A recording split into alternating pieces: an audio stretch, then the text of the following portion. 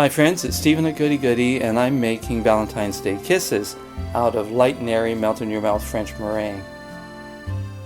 I'm starting here by piping some white ones and using a 1E tip.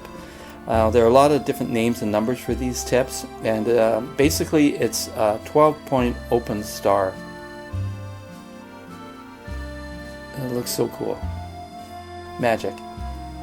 Now doing some pink ones, and we don't show the recipe for this because we've done a lot of meringue recipes on YouTube, and you can access them from our website goodiegoodie.ca.